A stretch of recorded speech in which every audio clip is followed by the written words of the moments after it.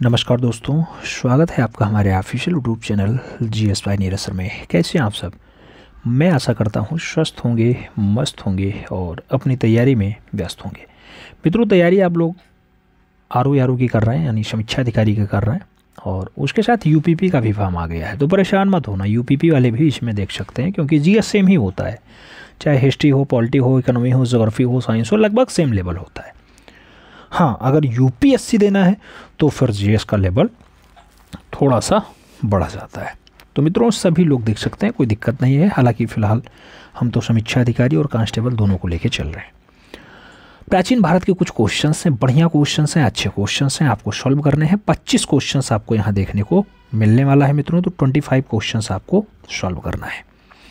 पहला क्वेश्चन आपकी स्क्रीन पे है। आपसे कह रहा है, किसने मगध की राजधानी राजगृह से पाटलिपुत्र स्थानांतरित की थी?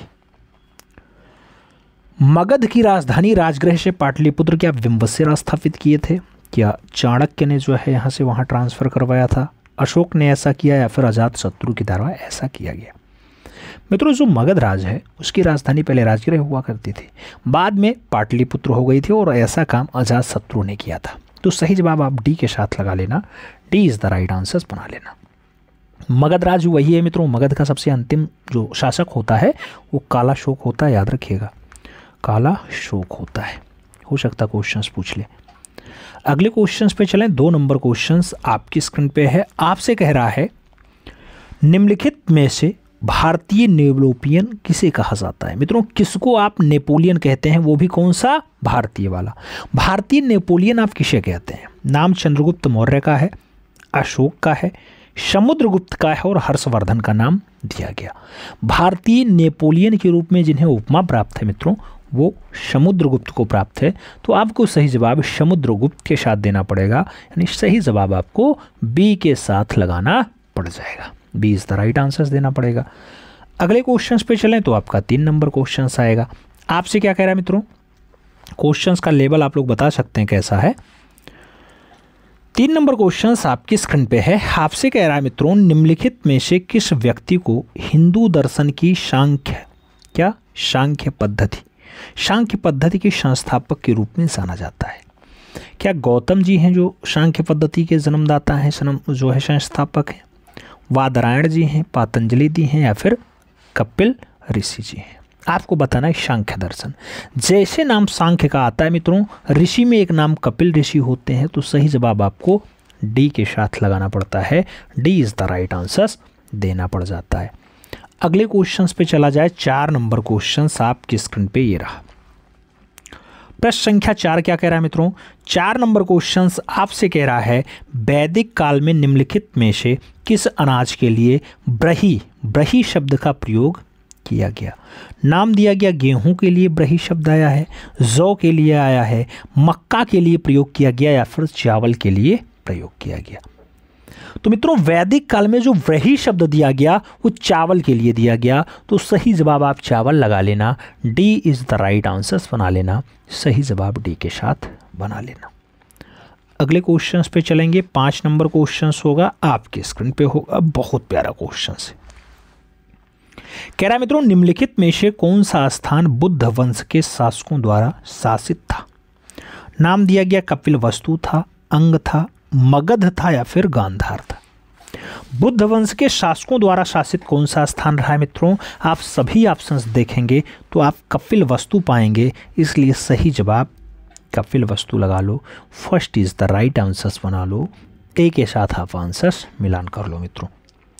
अगला क्वेश्चन 6 नंबर आएगा, आपकी स्क्रीन पे होगा। बहुत प्यारा क्वेश्चन है मित्रों। 6 नंबर आपसे कह रहा है, निम्न में से किस वास्तुकार ने राजा बिंबिसार के महल को बनाया? क्या उदयन ने बनाया है बिंबिसार के महल को, शुद्धोदन ने बनाया, काला शोक ने बनाया, या फिर महागोविंद ने बनाया है? राजा बिंबिसार के महल को बनाने का जो काम रहा मित्रों, वो वास्तुकार का रहा। इसमें वास्तुकार दिया गया, यानी कौन सा शिल्पी था? तो इसमें शिल्पी का नाम महागोविंद दिया गया है।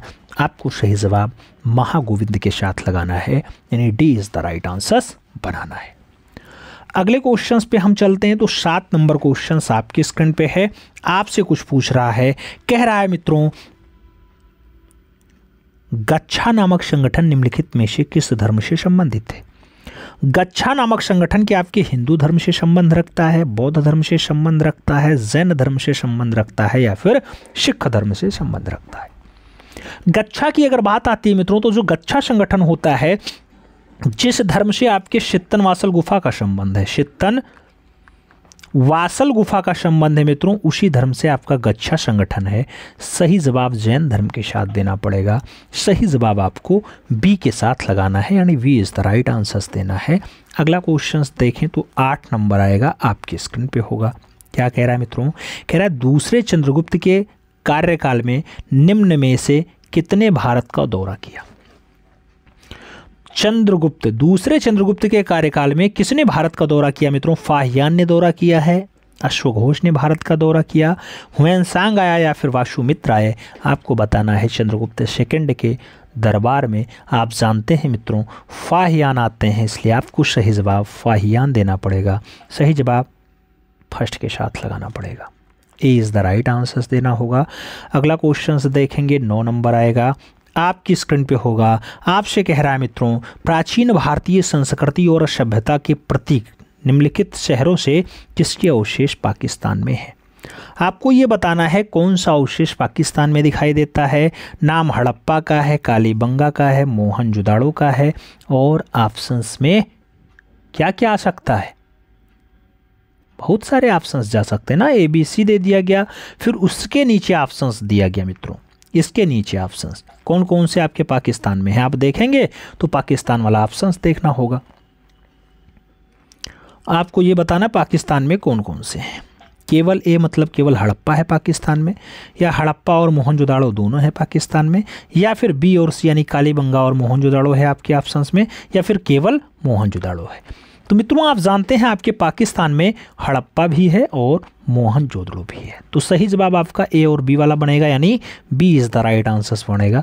तो सही जवाब आपको बी के साथ लगाना है, हड़प्पा और मोहनजोदाड़ो आंसर्स बनाना है। अगले क्वेश्चंस पे चलें, 10 नंबर क्वेश्चंस। बहुत प्यारा क्वेश्चंस है, वो भी आपसे ऐसे ही सेम क्वेश्चंस पूछ रहा है, आपको बताना है मित्रों। ऑप्शंस दिया गया बुद्ध के जीवन की घटनाओं और उनके संबद्ध स्थलों को सुमेलित करना है। एक साइड में उनके स्थलों की बात की गई है, एक साइड में उनसे जुड़े हुए डाटा के बारे में बात किया गया है। मित्रों आपको बताना है जन्म स्थान की अगर बात होती है तो जन्म स्थान बुद्ध का लुम्बिनी में ही हुआ है, तो ए का सही जवाब फर्स्ट के साथ जाएगा। अगर ज्ञान प्राप्ति की बात हो तो बोध गया में ही इन्हें ज्ञान मिला है। अगर बात पहले उपदेश की हो, सारनाथ ही इन्होंने पहला उपदेश दिया। और जब निर्वाण की बात आती है मित्रों तो निर्वाण प्राप्ति इनके कुशीनगर में हुआ है। तो सही जवाब आपको लगाना पड़ेगा डी का चौथा, डी का चौथा हो, सी का तीसरा हो, सी का तीसरा, डी का चौथा एक ही ऑप्शंस में है। तो आपका सही जवाब फर्स्ट के साथ बन जाएगा, ए इज़ द राइट आंसर बन जाएगा। अगला क्वेश्चन देखें। अगला क्वेश्चन आपका है मित्रों और 11 नंबर है, आपकी स्क्रीन पे आ चुका है। आपसे 11 नंबर क्वेश्चन क्या कह रहा है? आपसे कह रहा है मित्रों निम्नलिखित में से, क्या कह रहा है, निम्न में से उपनिषद किसकी व्याख्या करता है? उपनिषद किसकी व्याख्या करता है मित्रों? दिया गया आर्यों के दर्शन और सिद्धांतों की व्याख्या करता है, आर्यों के कानून व्यवस्था की व्याख्या करता है, आर्यों की राजनैतिक व्यवस्था की व्याख्या करता है, या फिर उपरोक्त में से कोई नहीं। जब बात मित्रों उपनिषद की आती है तो उपनिषद किसकी व्याख्या करता है? उपनिषद आपके आर्यों के दर्शन और सिद्धांतों की व्याख्या करता है, इसलिए आपको सही जवाब फर्स्ट के साथ लगाना है, A is the right answer बना लेना है। अगला क्वेश्चन देखें तो आपका 12 नंबर क्वेश्चन है, आपकी स्क्रीन पे है। आपसे कह रहा है कौन सी सामाजिक प्रथा केवल ऋग्वैदिक काल की प्रतीक बताई जाती है? कौन सी सामाजिक प्रथा है जो आपके ऋग्वेद काल की है? क्या बाल विवाह प्रथा ऐसी है, क्या पर्दा प्रथा ऐसी है, सती प्रथा ऐसी है, या फिर दहेज प्रथा है जो ऋग्वेद काल जो सबसे पुराना काल है आपका मित्रों, जो सबसे पुराना वेद है उसमें कौन सा प्रथा ज़्यादा प्रचलित रही? तो आप दहेज प्रथा देखेंगे जो आज की डेट में भी चल रहा है मित्रों, वो दहेज प्रथा ऋग्वेद काल का भी प्रतीक है। तो सही जवाब डी के साथ लगा लो। अगला क्वेश्चन 13 नंबर आता है, आपकी स्क्रीन पे आ चुका है। 13 नंबर क्वेश्चन कह रहा है कौन सा राजा चोल राजवंश से संबंधित नहीं है? दिया गया विजयालय नहीं है, अनंत वर्मन नहीं है, परांतक प्रथम नहीं है, या फिर आदित्य प्रथम नहीं है। चोल राजवंश से संबंधित नहीं है। इस चारों में से कौन सा राजा है जो चोल राजवंश का शासक नहीं है? तो अनंत वर्तन इसमें आंसर्स बनाना, Anant Varman is the right answers बनेगा। सही जवाब अनंत वर्मन के साथ लगा लो, she is the right answers बना लो। अगला क्वेश्चन 14 नंबर देखेंगे मित्रों। 14 नंबर क्वेश्चन आपसे कह रहा है निम्नलिखित में से त्रिपिटक किससे संबंधित है? त्रिपिटक किससे संबंधित है? जैन धर्म से है, पारसी धर्म से है, वैष्णव धर्म से है या फिर बौद्ध धर्म से है? त्रिपिटक की अगर बात आती है मित्रों तो 3 पिटक आपके होते हैं, सुक्त पिटक, अभिधम्म पिटक और कौन सा पिटक? सुक्त पिटक, अभिधम्म पिटक और एक पिटक और है, तीसरा पिटक बताओ जल्दी से कमेंट बॉक्स में। बौद्ध धर्म क्या है मित्रों? वही बौद्ध धर्म जो गौतम बुद्ध वाला है, वही बौद्ध धर्म जहाँ आप जानते हैं लुम्बिनी में जिनका जन्म होता है, ज्ञान प्राप्ति बोधगया में होती है, जिनका पहला उद्देश्य सारनाथ और जिनका निर्वाण कुशीनगर में होता है, तो वही बौद्ध धर्म से संबंधित है। D is the right answers लगाना। अगला क्वेश्चन देखेंगे 15 नंबर है, आपकी स्क्रीन पे आ चुका है। आपसे कह रहा है मित्रों निम्नलिखित में से किस काल में भारत में शुतुरमुर्ग पाए जाते थे? नाम मध्य पाषाण काल का है, ताम्र काल का है, नियोलिथिक का है और पूरा पाषाण काल का है। किस काल में शुतुरमुर्ग पाए गए मित्रों? भारत में शुतुरमुर्ग की अगर बात आए तो पूरा पाषाण काल आप आंसर्स लगाना, डी के साथ आंसर्स मिलान करना मित्रों, D is the right answers बनाना। अगला क्वेश्चन 16 नंबर देखा जाएगा जो आपकी स्क्रीन पे होगा। 16 नंबर क्वेश्चन आपसे क्या कह रहा है? आपसे मित्रों कह रहा है सिंधु सभ्यता में गोदीवाड़ा का साक्ष्य कहाँ से मिला? सिंधु सभ्यता में गोदीवाड़ा का साक्ष्य कहाँ से मिला है मित्रों? नाम धौलावीरा का है, कोट दीजी सिंध प्रांत का है, चनहूदड़ो का है और लोथल का नाम दिया गया। गोदीवाड़ा की अगर बात आती है मित्रों तो आप जानते हैं गुजरात प्रांत वाले में आएगा, गुजरात प्रांत सही जवाब बनेगा, यानी लोथल सही जवाब बनेगा। तो डी के साथ आपको आंसर्स मिलान करना पड़ेगा। अगला क्वेश्चन 17 नंबर आएगा, आपकी स्क्रीन पे है मित्रों। प्रश्न संख्या 17 क्या कह रहा है आपसे? आपसे कह रहा है मित्रों किस विदेशी यात्री ने भारत का दौरा सबसे पहले किया था?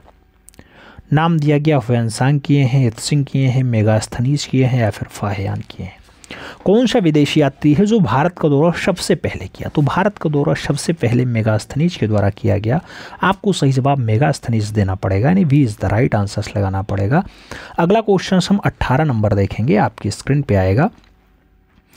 आपसे कह रहा है मित्रों हितोपदेश के लेखक हैं, क्या बाणभट्ट जी हैं, भवभूति जी हैं, विष्णु शर्मा जी हैं या फिर नारायण पंडित जी हैं? हितोपदेश के लेखक कौन है? तो हितोपदेश के जो लेखक हैं मित्रों वो नारायण पंडित जी हैं। आपको सही जवाब सी के साथ लगा लेना है, सी इज़ द राइट आंसर्स बना लेना है। अगला क्वेश्चन 19 नंबर आएगा, आपसे पूछ लिया गया नाट्यशास्त्र की रचना किसने की? नाम वासुमित्र का है, भरत मुनि का है, सुघोष का है और वात्स्यायन का है। नाट्यशास्त्र के रचनाकार के रूप में पूछा गया है मित्रों, एक नाम आता है भरत मुनि। सही जवाब आपको भरत मुनि के साथ देना पड़ेगा, यानी सही जवाब आपको सी के साथ ही लगाना है। अगला क्वेश्चन देखा जाए तो आपका 20 नंबर है, आपकी स्क्रीन पे आ चुका है। आपसे कह रहा है नालंदा विश्वविद्यालय किस लिए विश्व प्रसिद्ध था? नाम दिया गया चिकित्सा विज्ञान के लिए विश्व प्रसिद्ध था, तर्कशास्त्र के लिए था, बौद्ध धर्म दर्शन के लिए था या फिर रसायन विज्ञान के लिए था। नालंदा विश्वविद्यालय किस लिए प्रसिद्ध था मित्रों? तो जब बात नालंदा किया जाए तो नालंदा विश्वविद्यालय आपका बौद्ध धर्म दर्शन के लिए फेमस था, इसलिए आपको सही जवाब जो लगाना पड़ेगा वो सी के साथ देना पड़ेगा। किसके साथ? सी के साथ। तो सी इज द राइट आंसर्स लगाओ मित्रों। अगला क्वेश्चन से देखेंगे 21 नंबर क्वेश्चन आपकी स्क्रीन पे ये रहा। 21 नंबर क्वेश्चन आपसे कह रहा है मित्रों काव्य शैली का प्राचीनतम नमूना किसके अभिलेख में मिलता है? नाम दिया गया रुद्रदामन के अभिलेख में मिलेगा, अशोक के अभिलेख में मिलेगा, राजेंद्र के अभिलेख में मिलेगा या फिर उनमें से कोई नहीं।